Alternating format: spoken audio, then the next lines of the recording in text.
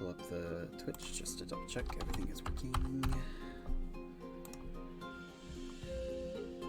Keep live, but we're on screen. Oh, how do I swap those?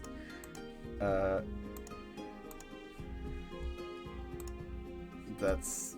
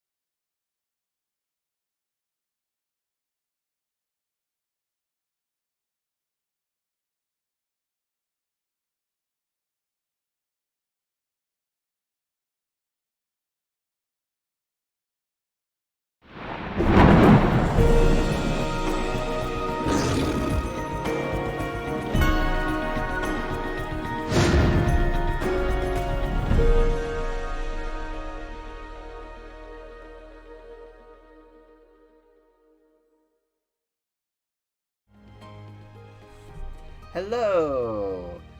Welcome to Arcavios Eternal, a little additional...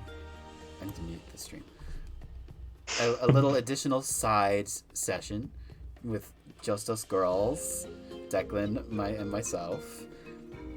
We left on a bit of a dour note for our boy Cole, and I thought maybe a little bit of 101 time to help him work through his problems might be nice. I'm forcing character development on you. Is what I'm doing. No, the one thing I really hate. Oh God, heavens forbid your character has growth. No, I'm the exact same. But yeah, this is just going to be a chill little one-on-one session, so we can really dig deep into into one player and just have a good time, enjoy the vibes. It's going to be mostly role play and just shooting the shit and whatever. God, I have not DM'd in like a month. I can't remember how to do it. But yeah. Well, I forgot dice, so I'm glad this is roleplay heavy. Okay, yeah. I realize I'm set here without dice, so I'll be using my D&D Beyond character sheet to do so. Fabulous. That's totally fine. What do I normally say at the start of streams? This is a Strixhaven D&D 5e game where a couple of dumb himbos, babies go to college and learn how to try and do a magic. Yeah, that's pretty much it. Yeah. Yeah. The other players, we will be playing tomorrow night. Declan is unable to join us, unfortunately, but we're able to get in some time, and maybe this will be what Cole got up to while the other three were off gallivanting doing whatever they were doing. So it worked out that way. So yeah. Probably something less cool and less edgy. All I'm saying. Probably, yeah. So like, we'll get the supreme edge and goth action here. It'll be chef's kiss. So yeah. Let's see. Where we last left off, Cole had been presented a beautiful silver flower by the one and only Zenith, who managed to preserve it after you had discarded it at a rather unfortunate emotional state at a house party. And Cole did not take too kindly to that, from what I remember. What did Cole do, and what did Cole do right after? I think is a good way to pick it up. Yeah, so having kind of like Cole had kind of gone to Zenith to have a chat about something else, and then there was actually quite a good energy. It was that kind of like, oh God, we've done some really cool things, and this is a thing. You were like and going then to like thank him for something. Yeah, and then to see that Zenith had the flower and picked up on it, like I know how it looks. It's that did like, did Cole do like a Cinderella where, oh, I left one glass slipper behind so everybody know I left, but like Cole's thinking on taking the flower out was just not. It wasn't I'm going to leave this here so that people know that I'm sad or whatever. It was more just, I think it was just kind of a throwaway thing that he just doesn't feel like he fits in at all. And then to see Zenith presenting it to him was very much a case of he's just not comfortable with it. He really wasn't comfortable with Zenith kind of putting it out there, or literally putting big uncomfy, and saw it as incredibly uncomfortable with it. Immediate reaction is this is a prank, or this is some game that cool kids play on losers. Yeah, and then so you knocked it off and you stormed off. Yeah. Yes, big time. Yeah. So did you have any idea, like, maybe where Cole went after that? Like, what was the vibe? The only kind of place that Cole would immediately go to is, and this is going to sound so emo, but the woods, or if there's anywhere area, like a wooded area. I know that the library has that garden in the middle and there were some trees and stuff, but immediately the first take is he kind of wants to go and sit in the grass and just be away from every single person. Solid, yeah. I mean, like, the Witherbloom campus is primarily occupies a swamp, so that is a very heavily wooded area. Not so much like a lush little pasture, but more like a swampy fens and like mangrove trees and stuff like that. But yeah, you can find a quiet spot to just like process what just happened. And how do you think Cole kind of like just like proceeds for like the next few days? Do you like stay, like, do you kind of like distance yourself, or is it just like a situation where you're just like, oh, I don't want to, that didn't happen, like? No, there's a little bit of Cole's process right now is kind of part kind of lying to himself. Mm-hmm. that it didn't happen, or it didn't happen that way, because he doesn't want to not have these people like him or not have him be his friend. But the way he's processing that is just by ignoring everybody. Like it is purely like he goes back to the room to sleep. Mm-hmm. And he leaves before Bry is even up. Yeah. Yeah, I don't think it's something that would have been too noted on Bry's radar specifically. So you're definitely able to avoid like you're able to like probably I could make you roll for it how well you avoid people, but I know Cole's pretty good at it, so we can just like say that like, yeah, you are able to give the trio the slip and avoid them during classes and such. I don't think you share, other than your regular shared class. You don't you don't see them that often, like it's at scheduled times.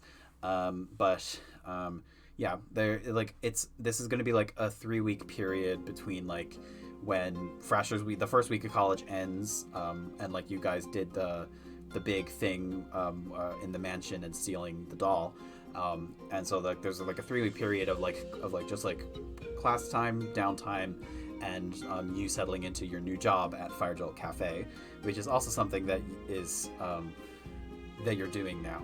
Mm-hmm. I'm sure you're putting on your best face for it, but yeah. How do you think Cole is finding like the first like week or two of working in this job?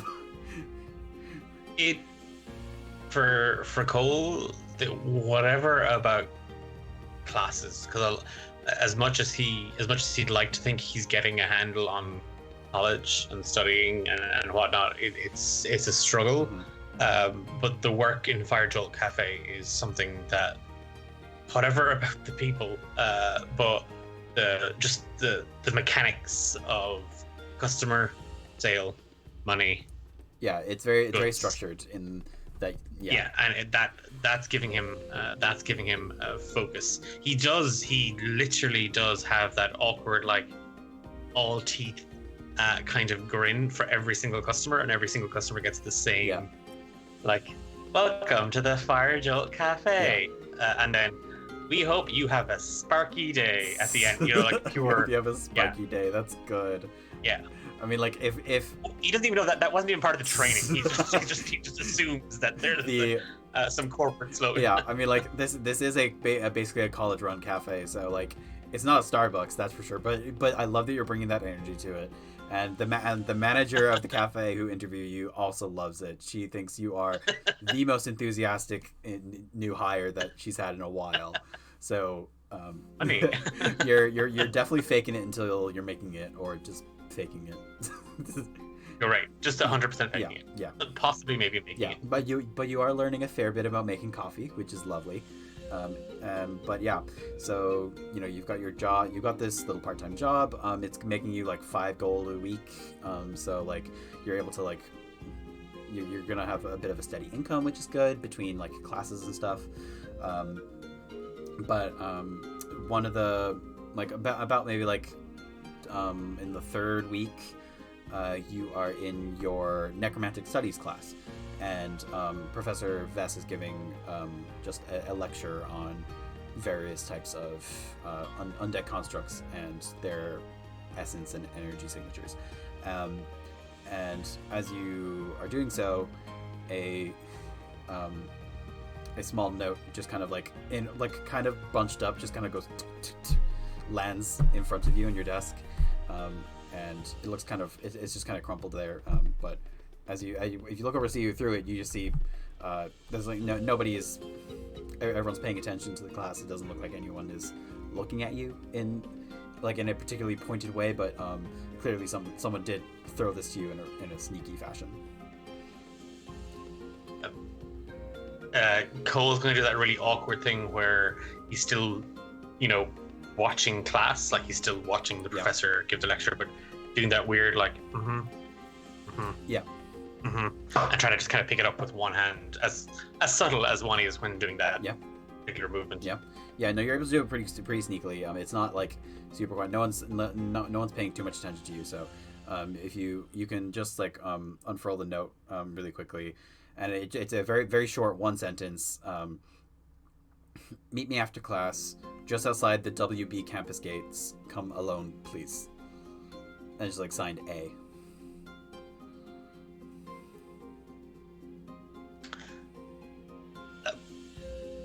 Cole's gonna kind of just bundle it up again, and while shoving it in his pocket, going to kind of cast a look around just to see, does he see anybody?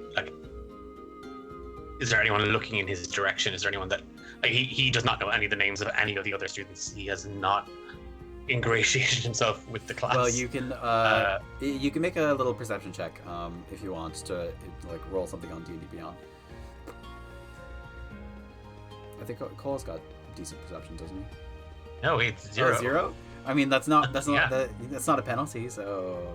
Yeah, it's just a flat 11. A flat 11. That's the average. That's literally the average roll of a D20. So, yeah, you look around. You're not super friendly with anyone except for Aurora, who is also in your necromantic studies class.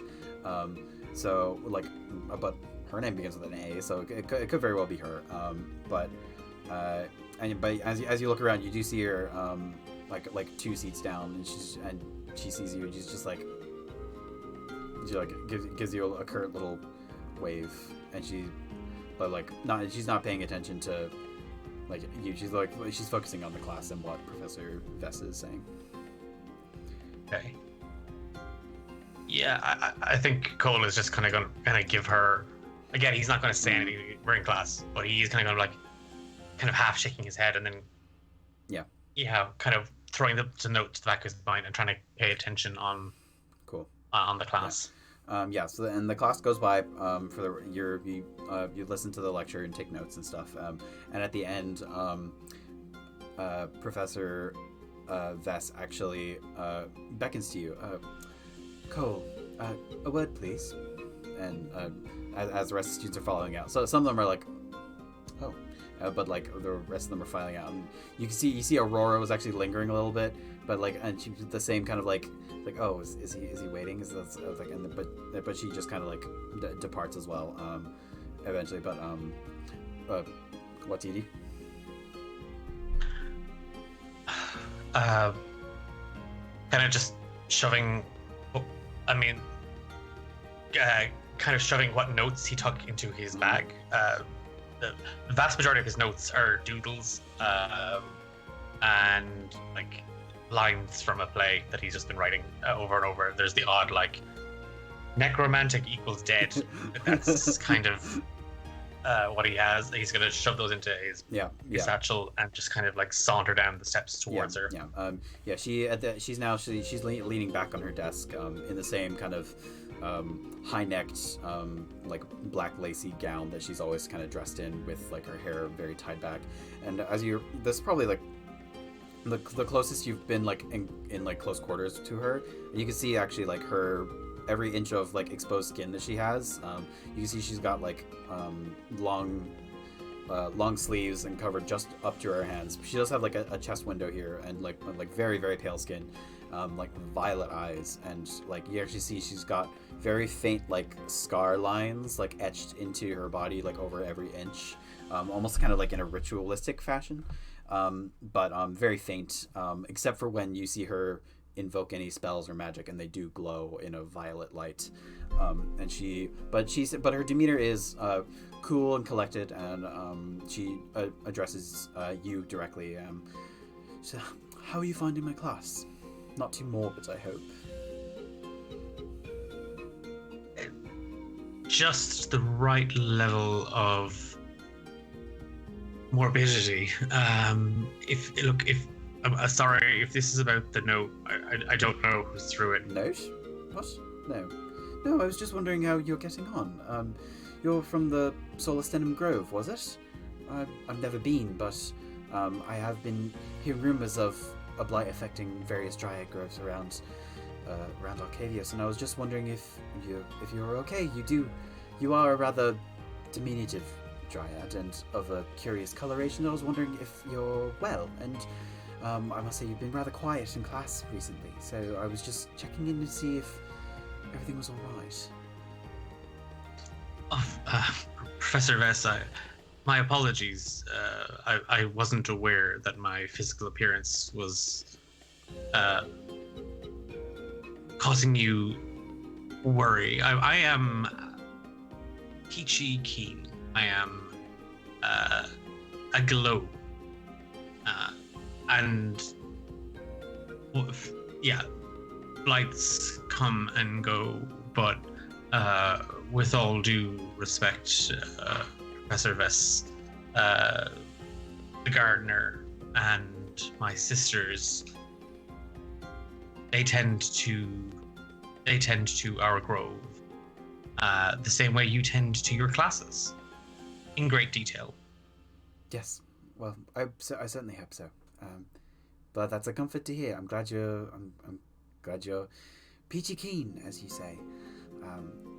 However, I am a little concerned about your progress with the hexes and curses of parts of my module. As you understand, being able to invoke necromantic magic and studying it are two very different things, but both interlinked. And I'm just wondering if you, is there anything I can do to help you with just the spellcasting side of it? Perhaps where we have private tutors here, there are plenty of very skilled students who might be able to help, but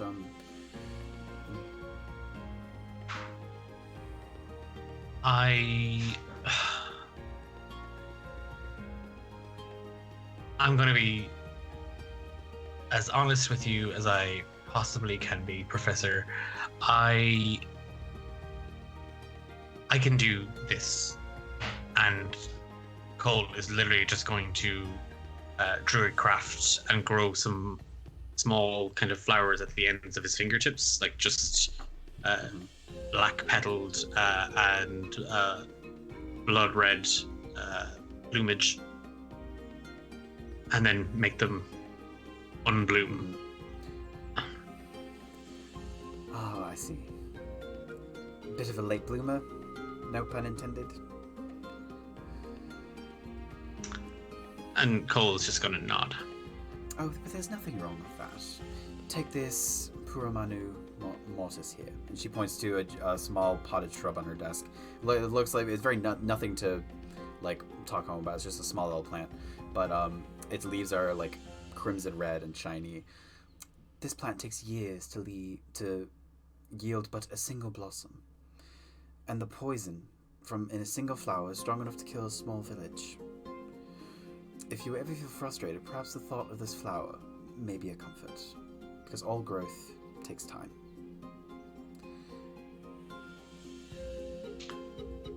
I just assumed you meant the part about wiping out an entire village, but sure. Yeah, of course. Yeah. The college would take too kindly to you wiping out a small village, but perhaps you can work it into your thesis.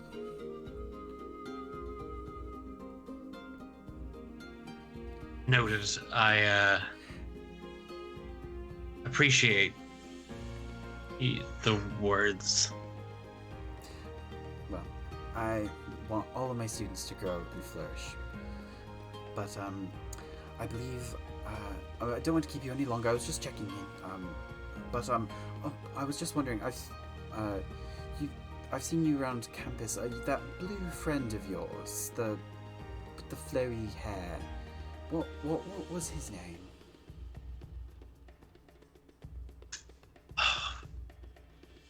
We just we're in the same dormitory. We're not actually that close.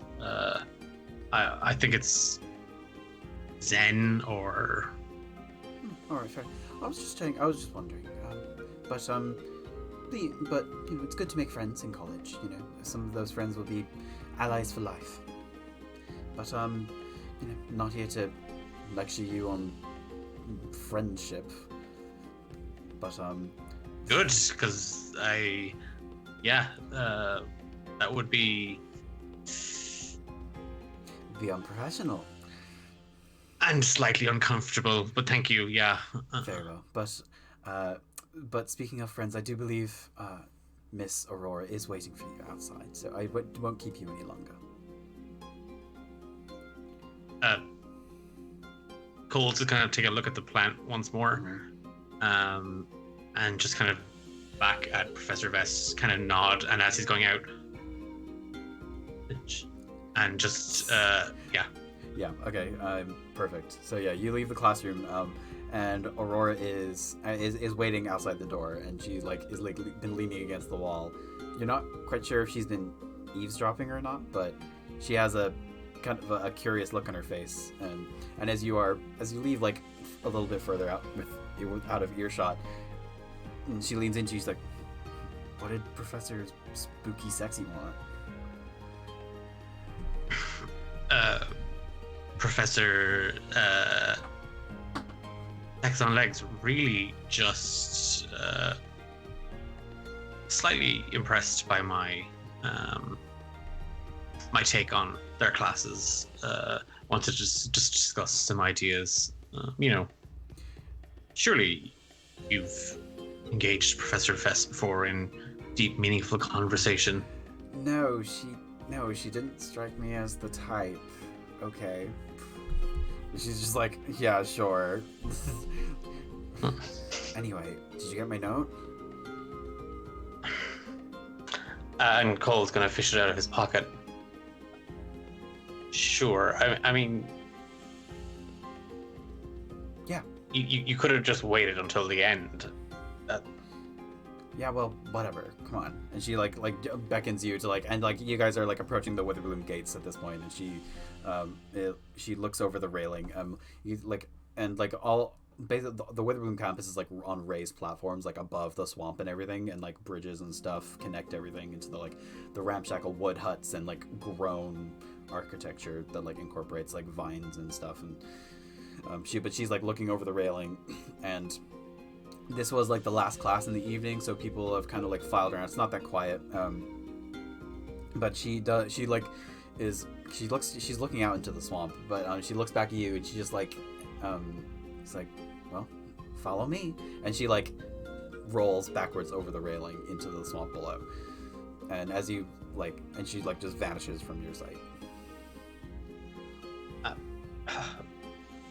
Cole's gonna look around kind of half nervously, and then follow suit. Yeah, so it's as you look over the railing, you can see Aurora is once again walking vertically down and lands makes a soft landing onto the soggy mossy earth below, but it's a 20-foot drop, but you can probably just climb down. The bridge itself is made of vines and such, so lots of handholds, lots of footholds, but you can make a little acrobatics check to see if you fuck up royally. Acrobatic. Okay, you're a that is boy. not. That's a nat 20. A nat 20. Yeah. So you, not wanting to be shown up by Aurora, you lean over the edge, you roll forward, swing from your hands, and then using the momentum of the fall forward, you do a flip in the air and land on the moss gracefully next to her, and she's like, shit, bro. He's gonna kind of give half a bow, and that you're that kind of that gymnast one after the end of the routine kind of bow. He's gonna, yeah. Aurora, if this is about the others and all that stuff, I really don't want to. What? Do this. What do you mean about the others? I'm not. I don't pay. I don't care. Sorry, do you? Like what? Oh no, it's fine. No, it's everything it's okay? fine. Sorry, I'm confused. Yeah, I just thought. Never mind. I just thought maybe someone had said something to you, and I just. Nope, that's cool. Lead on. Okay. Oh, And she like, liege. yeah, and she's like, well, come on. And she like, she just like walks, like into the swamp. And she is like, you don't want to talk about it or anything? Is everything? Are they being nice to you? Things are fine. It's fine. I just thought maybe somebody had said something to you, and you were Why would luring me out say here. something to me? I don't know. I just assumed, you give off this aura of like Aurora. caring, compassion. Aurora. An aurora. Aurora. Yeah, an aurora. Too bad I didn't pick up Borealis as my last name. Damn it. Real missed opportunity. But come on, there's someone in the swamp that I want you to meet. And she like is, but she doesn't say anything else about it as she leads you further down into the swamp. Gold's just gonna like take a second to just like stop. Like, I am walking through a swamp with spooky goth vamp lady, possibly, who now wants me to meet somebody and has a thought of, fuck, I should just go back to the dorm and talk it out and at the same time as he's thinking that he's just walking, he's just, that's easier. It's easier to just, he'd rather meet his end here in the moors than go back and talk out what it thought was about to happen. That's fair. Yeah, that's a mood. But yeah, and you guys, as you make your way deeper into the swamp, at this point there's like muck like up to your like mid shins, and you can avoid it however you wish. You're light on your feet, so you can probably jump from tree to tree if you like. Aurora is doing pretty much that. But also you do notice that as she walks, she doesn't leave footprints behind her, and she is able to just kind of like dance and like stroll on top of like the thick sludge as if she's like weightless. Like the way she moves like through this environment is it's very natural to her, but unnatural to you, if you know what I mean. Yep. But yeah, as you guys go further down, let's see, can I get you to just make like a survival check? This is a bit of a foreign environment for you, so maybe that's a 6. A 6? That is... Yeah, he's not a survivor, baby. He's not a survivor. Oh dear. Yeah, you trip and stumble a few times, and you are not nearly as stealthy as you like wish you were. I mean, like, you're not like making a racket, but you're very unfamiliar with the swampy terrain. So like by the like after like 20 minutes, you're like soaked head to toe in like muck, and you're pretty sure like there's like bugs trying to get at your leafy hair. You're like, aphids are a real concern. Aurora's like, so there's an old lady who lives out here alone. Her name's Amy, and I've been having tea with her for the past few weeks, and she's actually really cool. And when I told her about you and what we did at the mansion, she wanted to know about you. She wanted to like know you better, and she knows a lot about magic as well. She's like a really old witch, and I thought maybe we could learn something. So like get a leg up on the studies, And also our tea is really good.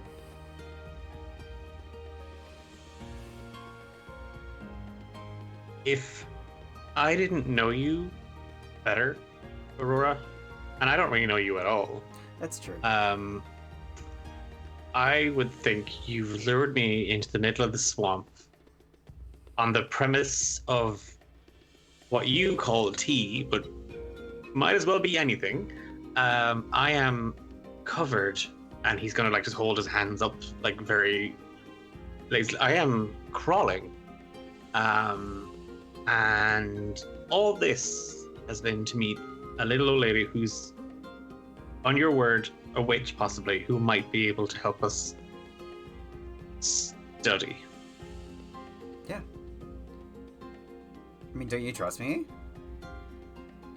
No, I'm kidding. Of course you don't trust me. But I think you want to tag along anyway. And he's just gonna start walking because he does not. Yeah. She pats you on the back and attaboy. And she also like flicks her wrist and you can see and all of the muck on your clothes and stuff just whoosh, flies off. And she's like, let's get going. And she leads you even deeper into the swamp. You guys travel for like another 30 minutes. And the swamp is teeming with life. You're not surprised, judging by like the teachings of Witherbloom College, that both life and death in equal parts feed each other in a cycle.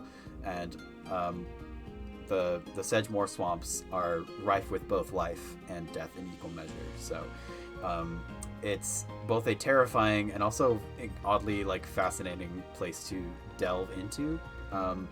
But Aurora does not lead you astray. She seems to know the path and the swamp quite a bit better than you. So she leads you deeper into the swamp, and as you get closer to your destination, you can see a little flicker in the distance past the trees of what seems like candlelight or perhaps like firelight. And she turns to you, like, we're almost here. Come on, she's expecting us. And you get closer, passing through the trees, and in a small clearing with a swampy pool to the center, and up in one of the trees is it's a hut, but it is raised up on a platform, lurching to one side, almost looking like it's half collapsing, but also completely overgrown in ivy and leaves, so that it's probably held together with more vines than nails that you can imagine. And there does seem to be a flickering firelight inside, and smoke lazily drifting from a lopsided chimney. And as you approach on a small walkway, the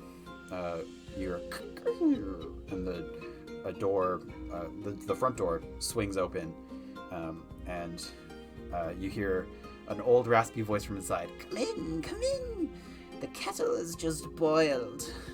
And and Aurora doesn't blink twice. She enters the cabin. She actually does have to duck a little bit into the roof because as you get closer, this hut seems to have been designed for a rather small individual, or individuals, but as you enter this building, in case you have second Cole is thoughts. kind of going to take a look. Yeah, Cole is going to look at the building, and on hearing the voice, looking kind of back over his shoulder, he hasn't a freaking clue how to get out of here. Even if he wanted, and he does, he desperately wants to get away. He's read enough children's stories to know that you don't go into the woods, and then you don't go into the old lady's house who says, come in, the tea's boiling. And it's a small shack in the middle of the damn goddamn swamp. What are you talking about? That's my life's dream. I I want to be the old lady in the swamp with making tea. Well, good news, behind door number no. Yeah, and just he's gone this far. He just really hopes that whatever poison's in the tea is going to be quick enough to kill him straight out. So he's just gonna brace himself and head for the door and try and duck in under it. Yeah. It's the door's it's about 5 feet tall. So you duck a little bit, and then so the interior, as you enter this small little hut, It's quite warm inside. I mean, like the swamp itself wasn't like cold, but it was kind of cool and a little bit and very very humid, very muggy. But inside is dry and warm, and surprisingly cozy. Bunches of drying herbs hang from the ceiling. Bottles of various kinds of liquids are lining the shelves, like jars and jugs and pots of any number of sizes with no rhyme or reason to them. Dried plants are all over the place. It smells like earth and medicine with like a hint of like moldy curtains, and kind of like the old apothecaries from that you might have visited in back home. But as you enter, you can see there's an old woman hunched over a stove and a kettle, and she seems to have 3 very beautiful white porcelain cups set up on a small rickety-looking table with a lacy, moth-eaten tablecloth. And you can see she's this. you think it's an old woman, but you're not quite sure what kind of race or lineage she might be. You see, she's got large bare feet, large hands, but like wrinkled and aged, and like you can see like she's like covered in a shawl and like hunched over almost to the point that like you think like she like is like trying to like roll up like an armadillo or something, and she barely stands like 3 or 4 feet tall. So you're not sure if this is like a halfling or a gnome or just a really, really ancient human. But she waves her hand and the cups float. The kettle just like kind of like magically rises up and pours a dark kind of berry-colored liquid into each of the cups. And she turns to Aurora. So glad you could make it. Oh, the weather's horrendous, isn't it? It's like a swamp out there. But please, sit down. I have my signature brew ready for us.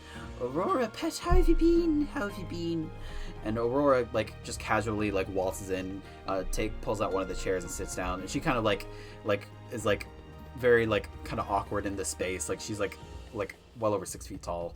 So, like, she kind of, like shrunks down, like knees up, and, like, but, like, she, like, already has, like, a hand on the cup. And she's like, oh, you know, Abby, the usual. We have to study so much. My brain's gonna melt out of my ears. And she just, like, and the old lady kind of just nods. And she's like, indeed. I knew someone who that happened to once. Nasty business. The smell was the worst part. Though study is important, those exams won't take themselves. But here, this young man, come inside, sit down. Aurora, is this your friend? Cole, was it?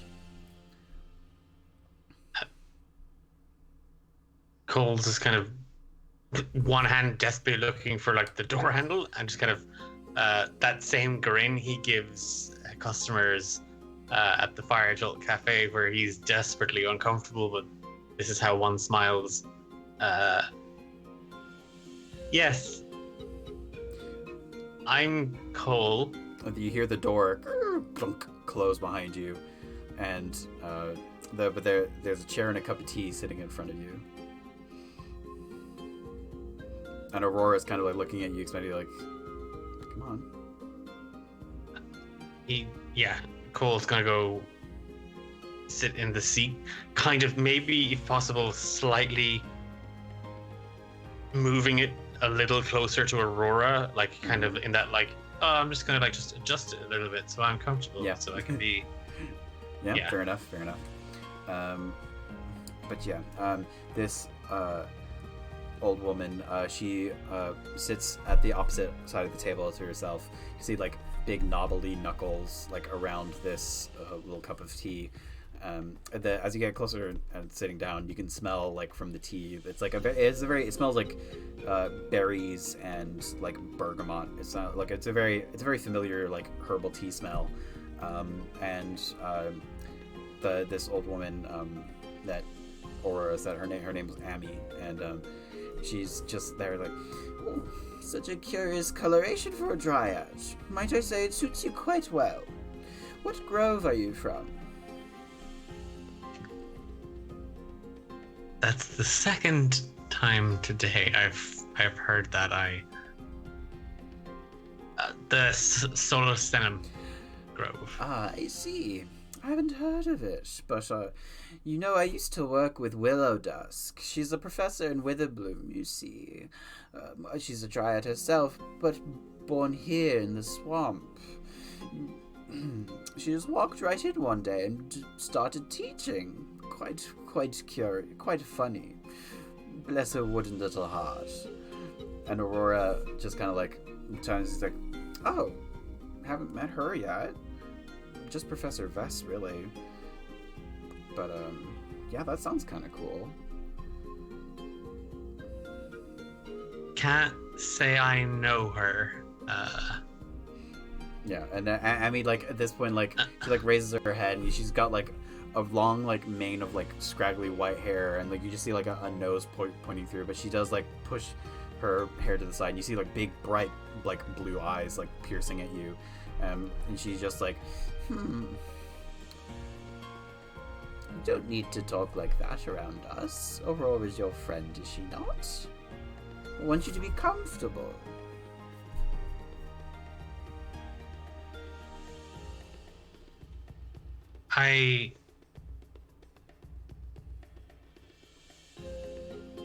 Look,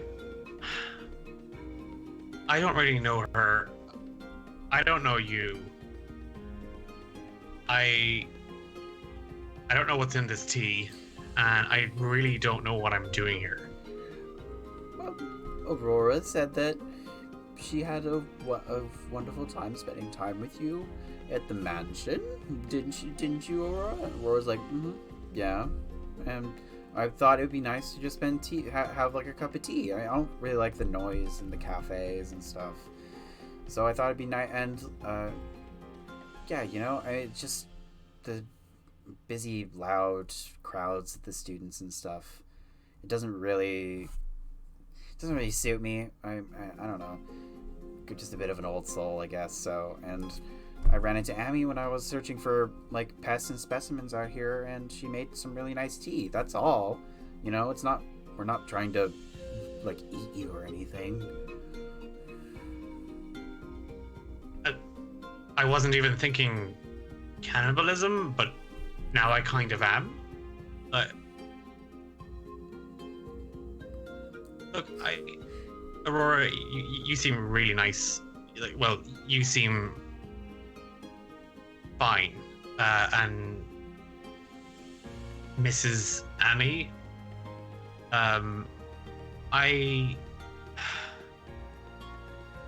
yeah, this is. What are you like? Do you? I don't really feel like I should be here. Well, many people feel that way, young man. But maybe just have a sip of the tea and just relax. No one here has any ill will towards you. And Aurora has been very kind to me.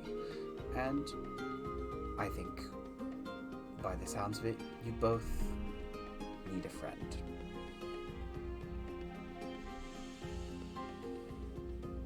Kind of hesitantly, but just in the hopes that if he finishes the tea, she'll let him go, and tea's ready, and away we go. That he's gonna drink the whole thing in one mouth. Well, if possible, I'm assuming it's gonna be hot, but he's gonna just whole thing in and just try and one shot the tea. Okay. Yeah, you drink the tea, and between the absolute scalding temperature of the tea, it does seem to taste kind of nice. It's very very herbal, very earthy in flavor and tone, but yeah, you absolutely scorch your tongue and throat as it goes down, and Amy and Aurora is like just there with theirs, they're just like, oh, and Amy's like, I've never seen someone so enthusiastically drink my tea before. I'm a connoisseur of tea. You could say it's in my DNA. I suppose if you are comprised of leaves and such, that might help with the flavors and such of leaf tea. I suppose that makes sense. Yes. Wouldn't you agree, Aurora? And Aurora's just like, he's talking complete shit. Amy, don't listen to him. Cole is genuinely going to laugh. like he's like, the fact that the lady thought he was being utterly sincere, and then that Aurora pointed out that he was just being a snarky little shit. He's actually that is pure. That is, yeah, because he genuinely has a kind of a chuckle to himself that like, this is ridiculous. It's the sort of, here he is in this weird little house in this really weird swamp with Aurora and this lady. Yeah. And they're drinking tea, and he's just, yeah, kind of like, this is too absurd for my brain to make sense of. So now I'm just gonna like laugh it out. Yeah. But Aurora kind of like chuckles along with you, and Amy's like, yes. See, isn't that nice? It's good to have friends. And that wasn't so bad, was it?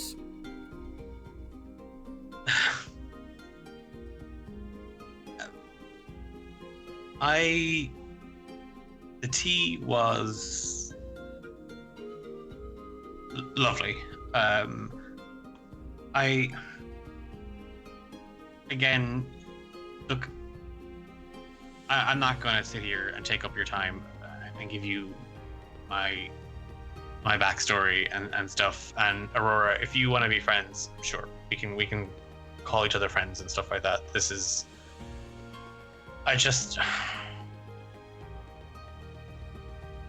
What's the point? Like, what do you want from me?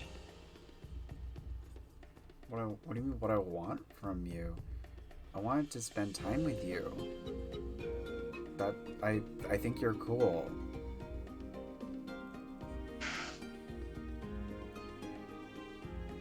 Is that so bizarre to you? No, I know I'm really fucking cool, but I don't really do this. Want to have a cup of tea?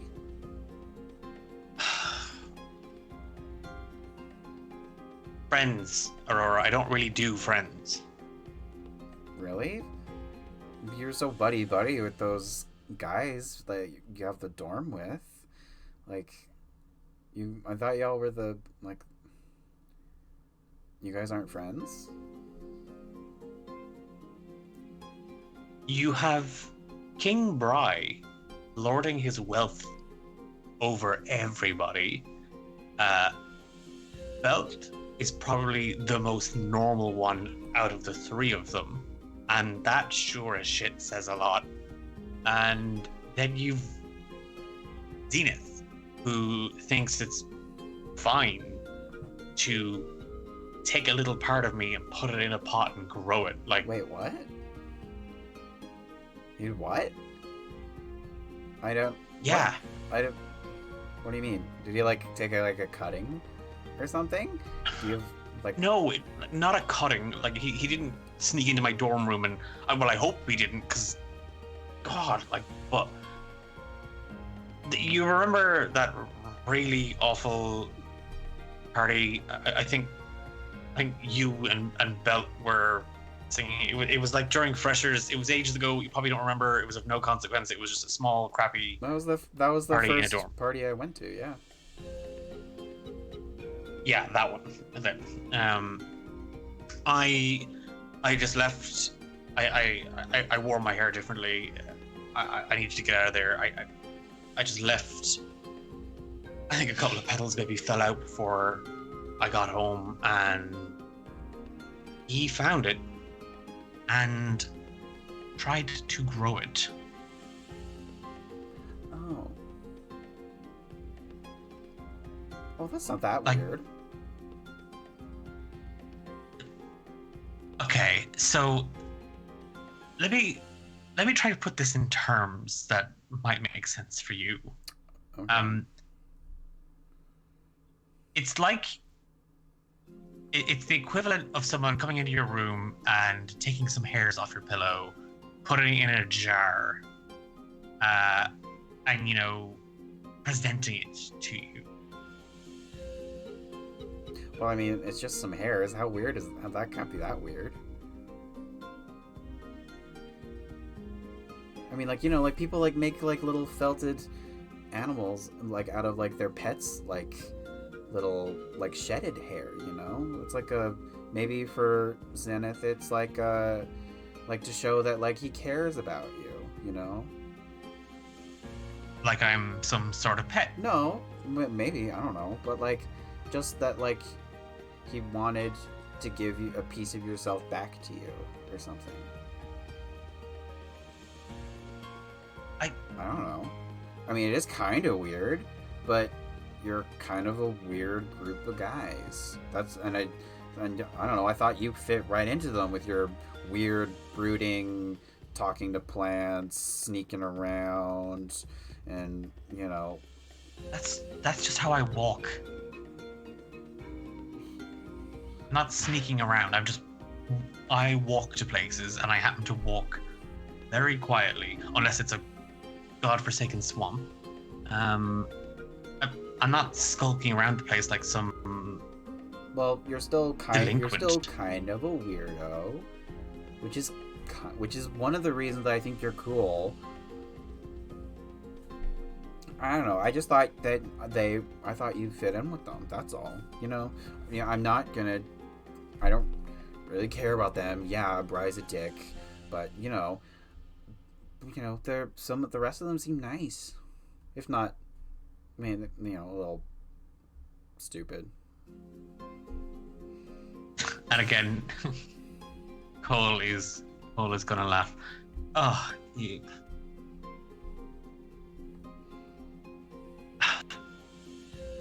Belt asked me if I go to a gardener's to get my hair done.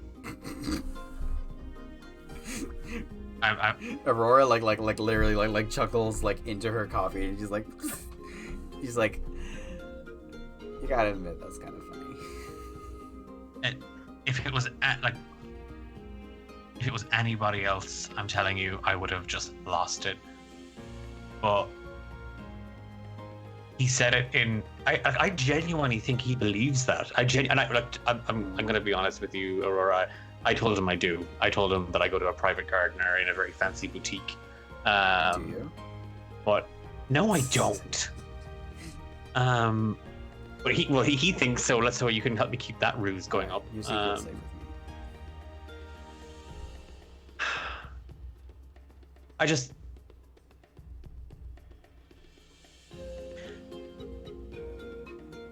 This is kind of a first for me. This whole other people thing. I know other people. Like I know the gardener and my sisters. But outside of that, there wasn't a lot of others around. Right. Yeah, that makes sense, actually, now that I think about it.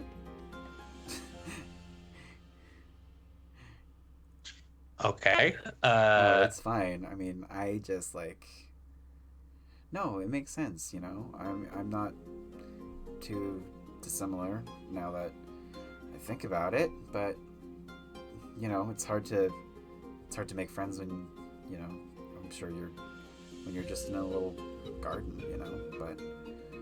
And I mean, you're not in any city, are you? No. Yeah. I mean, it's a bit different in the city, but yeah, it's hard being alone. Do you know everybody from the city says that? That's the thing I've noticed. Everybody, like Brian, never shuts up about it. Like, oh, you're from the city. Like that somehow elevates you. But I'm from a garden. Gardens are cool. And I mean, there's a reason I'm in Witherbloom. I think that nature is pretty cool, even if I don't get a whole lot of it. But some of it is really cool. yeah, Professor Vest was telling me about a plant that could, with just a couple of its leaves, the poison from it will wipe out an entire village. That's cool. Um, And then you hear Amy chime up. He's like, Professor Vess, who's that? Is she new? I haven't been on the campus in quite a few years. And Aurora's like, oh yeah, no, she's like, I think she's. I heard that she was like only in like the past year or so. Yeah, she's almost as new as we are.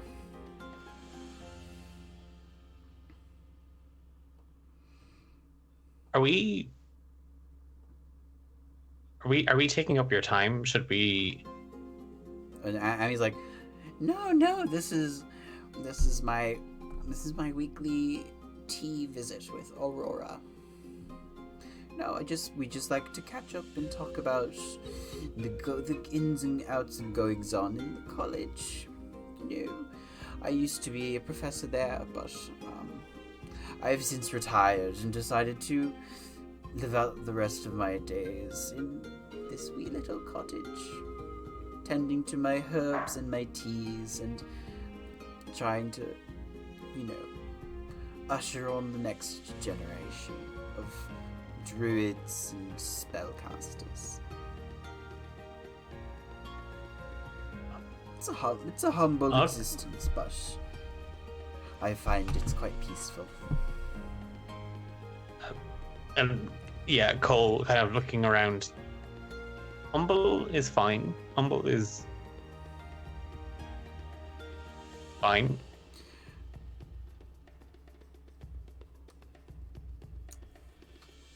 My brain just blanked for a second.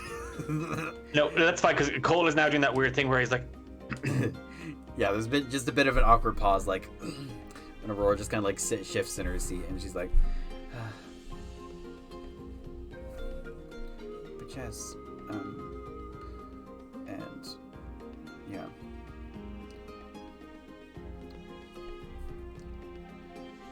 Yeah, and Cole is just going to swirl the liquid around in his cup. What's left of it?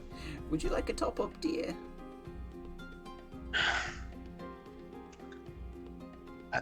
Just looking at Aurora, and then kind of back at Amy. Sure. And he'll hold the cup out. Oh, wonderful. And she pours out another cup. You see, like, the teapot still just kind of, like, floats and stuff, and pours out the thing and just plumps down with a clatter back onto the table. And there's just another quiet pause, and like, no one talks for a second, not like in an uncomfortable way, but just in like people are sipping their tea, and then Amy's eyes just kind of like drift around the room, like between the both of you, and then they finally like settle on you, and like just kind of like look at you for like just a brief moment, and she just says to you quite plainly, "You're quite sad, aren't you, Cole?"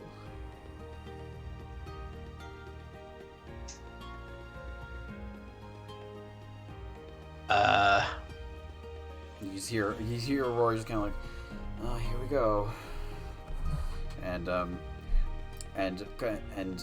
Amy just kind of like, she like leans in now, like over like and like it's like, no, yes you are. I felt it the moment you stepped through the threshold. You're lonely.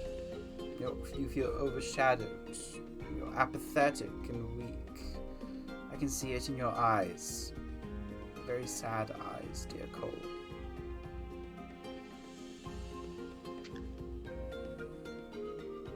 And Cole's gonna put the cup of tea down. It's okay. It's all right. Sadness is a plight to many. Aurora here is racked with sadness too, you know. She feels like a monster, a half-breed faker who will never be good enough. It eats away at her. And Aurora is just like, you didn't need to bring me into this too, Amy. Like, come on. No, let's share in the name calling. Anything else? Then Aurora's just like, it's not. She's not being mean and cold. She can like see more than just, you know, what people say. It's like a weird psychic insight magic thing. It was one of she, you know. And you didn't think to tell me that before you brought me in here to say that, oh, by the way, the lady who lives in the house in the middle of the swamp can also see through you and see into you and knows yourself. Well, you know. And now that I said that out loud, it does sound like that's something I should have probably picked up on before we got here. Yeah, maybe I could have been a little bit more forthcoming with that. I didn't know she was gonna. Amy, you don't have to like read everybody that's the second they come in your door. You know, you gotta. She's like Aurora's just like, Amy, come on, Aurora, and Amy's just like, I'm just saying what everybody's thinking. And Aurora's like, well, she's right about me, but you know, that doesn't. You don't have to drag everybody into this. But you know, she's a very powerful witch, but she doesn't always know when to keep her mouth shut. And Amy's like, I've lived long enough to know when I shouldn't keep my mouth shut. And Aurora's like, that made no sense. And Amy's like, I don't care. And Aurora's just like Aurora has like brushed it off, like, oh, that's just Amy's old tricks. But yeah, and they're drinking the tea and stuff. But the vibe has shifted a little bit. Amy's still kind of like staring at you very intently, like,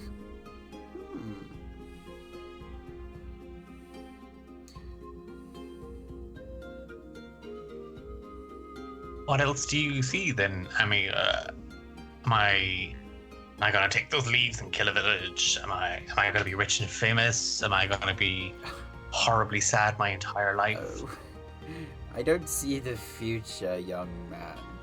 I just see what's in people's hearts. It's a very old and ancient magic, but I just like it. It hurts to see people in pain.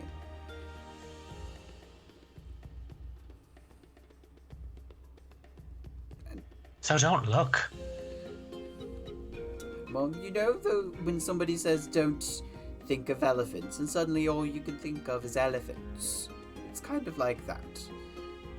And some people wear their pain a lot more visibly than they might think to certain eyes.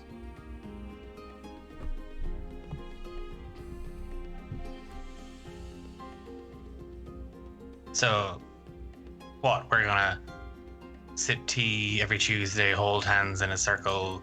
Aurora's gonna whip out, I don't know, the triangle, and we're gonna sing songs and be happy. No one said anything about singing. I can't sing myself. That's more of a Prismari vocation. But I just want you to know that you're not alone in your pain. And if you do ever want to talk about it, I and Aurora are here to listen if you so desire.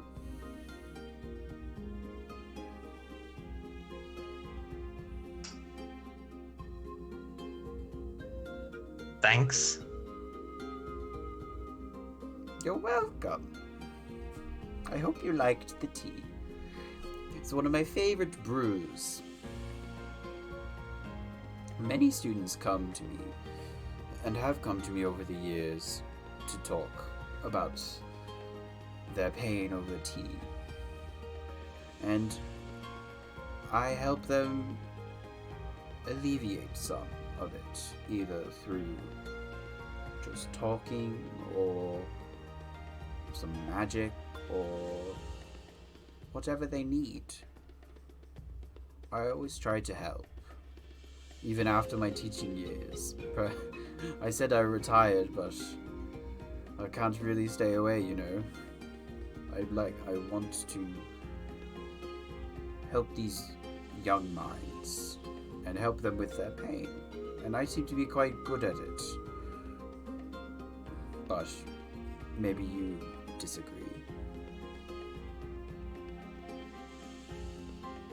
No, I mean, why would I? You've quite the practice set up around you. I mean, who wouldn't find this a befitting place to spill their guts?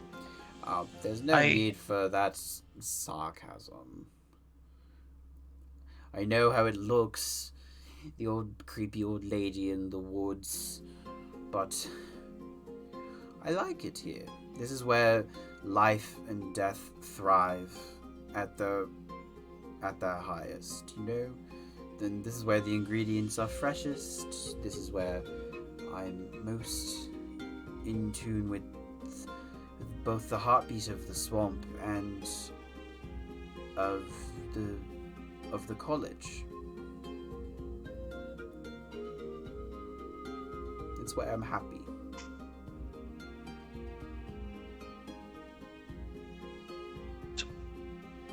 So, you just want me to come here and talk about my problems? I don't want you to do anything you don't want to do, young man. But Aurora has come here seeking counsel and an ear, and she wanted to bring a friend along. Whether you want to come back is entirely your choice.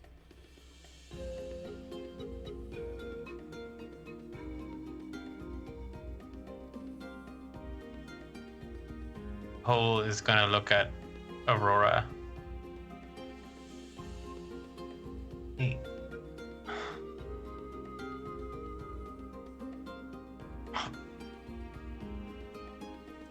God. Fuck. And he's just gonna pick up the cup of tea and he's gonna drink it again. like another shot. Yeah, well, maybe 2 mouthfuls this time because his mouth is still stinging, but it is like he's gonna go to try and go. Wait, no, it's fucking hot. No, don't burn your mouth again. But he is gonna take kind of a really sharp kind of like from the edge of the rim of the cup. Well, it's not exactly. You're not supposed to drink it like that. It's more of a sipping tea, but I'm not gonna tell you how to drink it. And Aurora's just like, why do you keep drinking it like that? Because she's making me vastly uncomfortable, and if I drink all the tea quick enough, we can go. You can go whenever you want. I'm not keeping you here.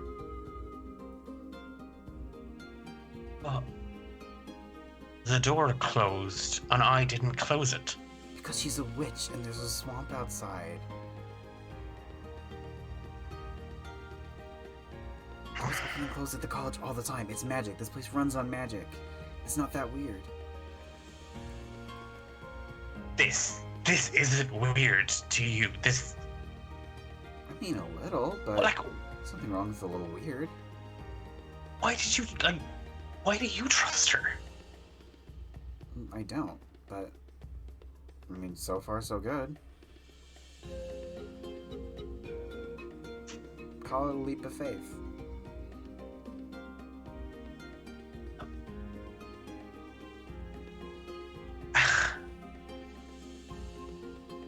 Besides, the tea is delicious. She takes another curt little sip.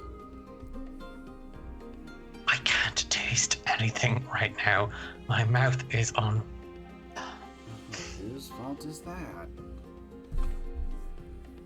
And Cole is giving Aurora serious stink eye, like serious, like it's your fault for bringing me here, but he's not saying anything. Fine.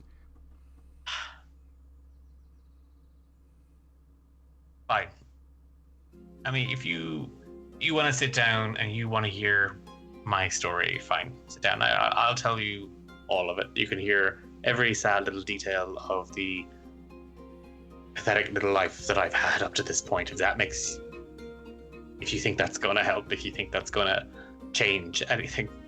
Amy just kind of like gives a little shrug, and she's like, "You don't have to do anything you don't want to do. If you don't want to tell me anything, you don't have to. I'm not asking anything of you."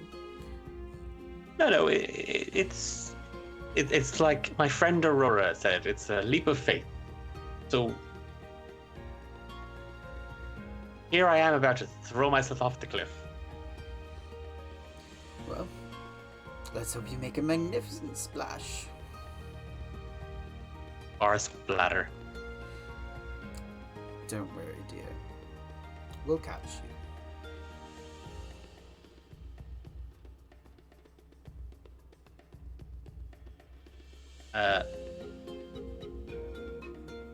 I was born in the garden, and they didn't even know. The gardener missed me. I grew up in the literal shadow of my two sisters, and this is the result. This scrawny, oddly colored, sinewy, bendy little weirdo in front of you. And where they were strong and perfect in every way, I was the weed in the garden. That's what they called me. And there was nothing I could do to prove otherwise.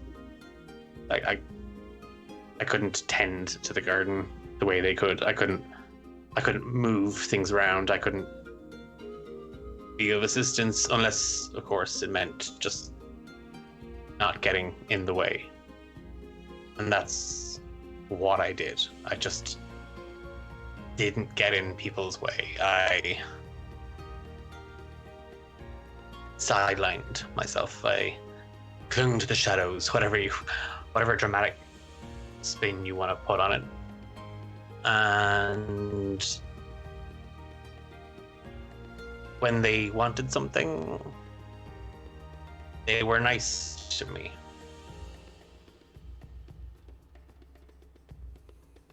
They were only ever nice to me when they wanted something. That must have been very... Most people. It's fine, because most people are like that. Most people are only ever nice to you when they want something from you. That's true. But the ones that are just nice to you, those are the ones that you try to hold on to. Don't you think?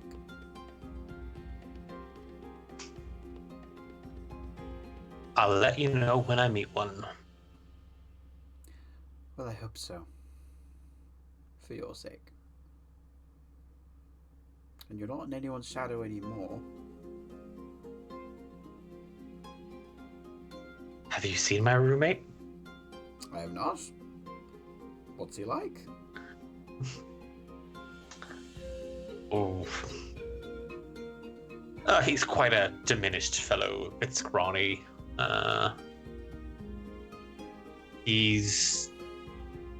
So if you took everything that I am and you just reversed it. I see. You're not. And then you have just I'm fine being in other people's shadows. That's fine. I don't care. You know, I can tell when you lie. That's doctor-patient confidentiality. I'm not your doctor. And well, tea maker, drinker confidentiality. Well, it's not me I'm worried about you lying to. It's yourself.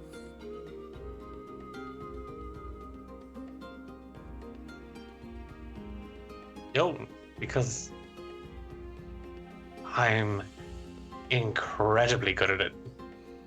I know. And that's okay. People lie to themselves and lie to each other all throughout their lives. And sometimes it's necessary. Sometimes it's what people need to get through the day. But a degree of awareness and honesty, I think, can help you move past the need to lie to yourself. Don't you agree?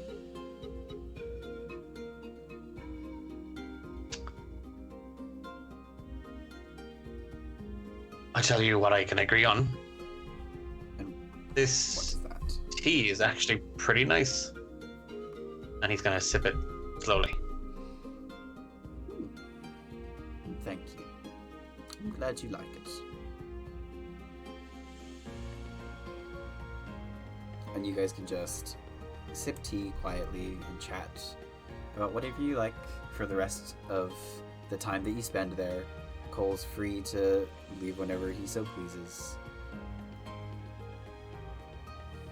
Yeah, Cole's gonna maybe direct kind of the conversation back to classes, I think, and just maybe kind of fishing for gossip out of Aurora on stuff that she's heard, and talking about the doll and other insults that they could start filling it full of, all Bry related. Sweet. And yeah, he's gonna he's gonna take his time with his tea this time. That's great. Your face is completely vanished on OBS, and it's been Wonderful. It's been perfect this entire time. Not perfect, but it hasn't done this yet. Thanks. But let me see 1 second if I can go. Why does it do this? Maybe my Wi-Fi is giving up on me. Bit. Why aren't you showing our lovely friend Declan here? That is so rude. Cole has gone so sad Cole now has- that he's just Cole in has the way. vanished. Now there's a tiny sliver. Oh, it's getting wider. It's getting wider. Oh, I can see your shoulder. Am I crowning? Am I crowning? And it's a wonderful baby Declan. And Yeah, well, put it back. It's not done. ah!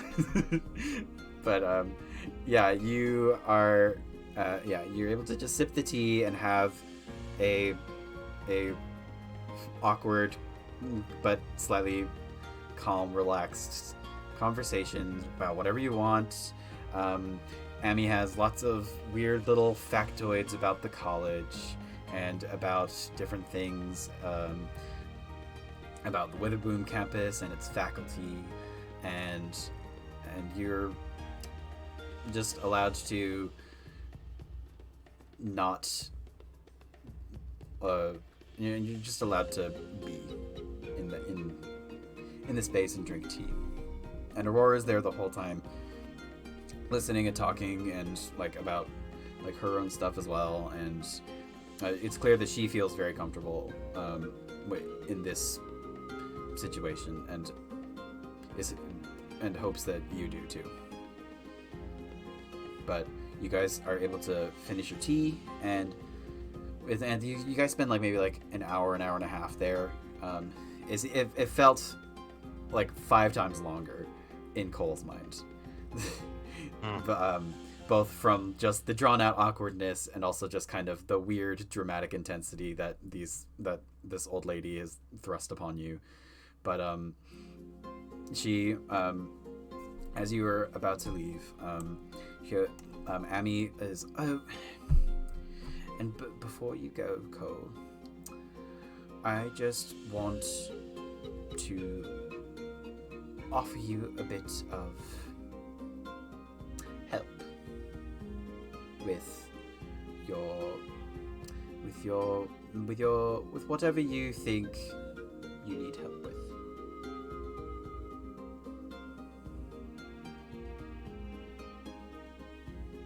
Sure. I mean, Well, do you want to be? Do you want better magic for your classes? Do you want some books? Do you want perhaps? I can probably conjure up a little animal to follow you around. Whatever you can think. I'm a very old witch with very old magic, and if there's anything you think that might help you along, I can possibly spare a little piece for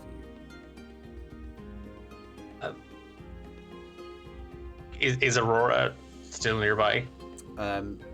Yeah, she's like, yeah. I mean, like, it's legit. If you're wondering, it's legit. She and her top tier magic shit.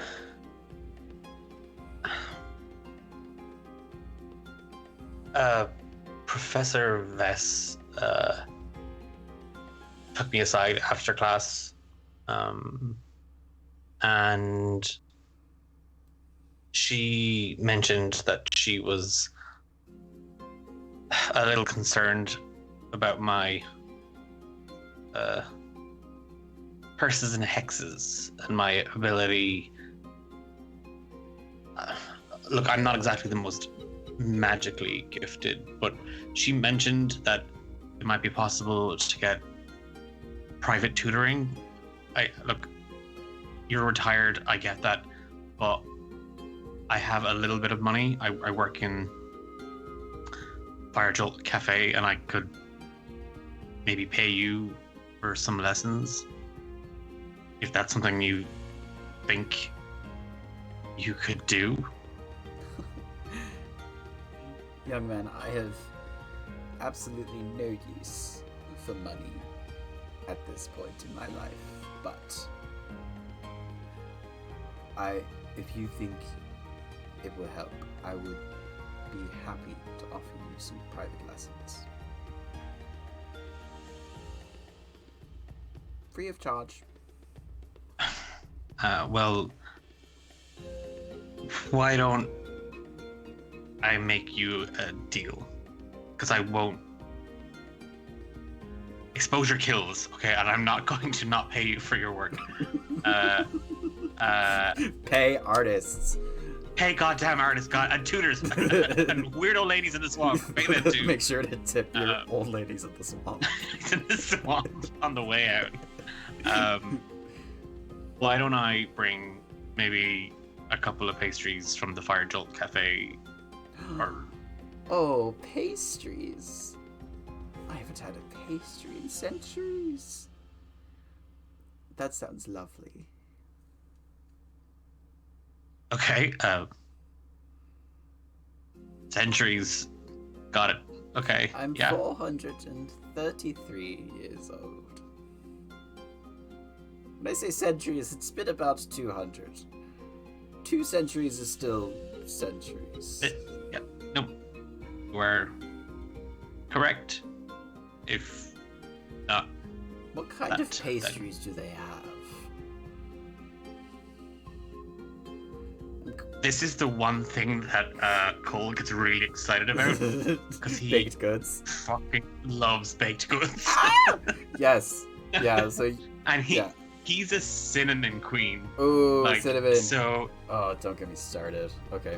You give him a cinnamon roll, and it doesn't even have to be fresh. It doesn't even have to be freshly, but it doesn't even have to be out of the oven. I'm talking like the stuff at the end of the day, where the icing has even gotten a little bit hardened, and even the inside of it, that cinnamon buttery kind of paste. Yeah. So yeah, Cole's immediately, I'm totally nagging 2 of those the next shift. Perfect. Yeah. And Ami's like, oh, cinnamon rolls. That sounds wonderful. I look forward to your next visit. Now, be careful. The swamp is full of dangerous little critters and big, ugly monsters. And she, like, closes the door behind you, and Aurora's like, don't mind her, I can lead you back just fine. Cole was going to, but thinking back to the conversation about Aurora and her hang-ups, he was going to make a joke about her being the monster. But he doesn't. Like, it's a thought that crosses his mind, and then he remembers what Amy said and what Aurora shared, and he chooses not to make a dig. Oh. Wow. I'm so proud And that of is you. gross. I'm so proud of you. You grow a whole inch. Wow. That would be really weird. You imagine, oh wow, I'm a real boy. Yeah. Every time you have a positive character growth, you physically grow an inch. It's 1 inch the entire campaign. Let's just face it. That was it. That's yeah, all that's you're it. getting. That's it. But as you guys return the way you came, and you do recognize it a little bit, Aurora is just like, thanks for doing that. I honestly thought you were gonna bail on me like 4 different times, but I'm glad that we're friends. I'm sorry that it was a bit weird and that we came on a bit strong, but you know, that's just how we roll. I thought I was pretty confident, mostly confident that you would keep up.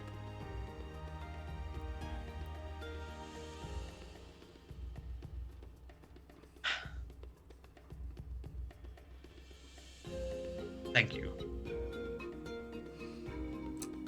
And if you tell anybody that I said that, You're what?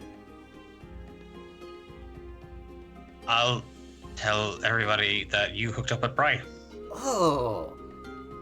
And no one on college would believe such a bold-faced lie.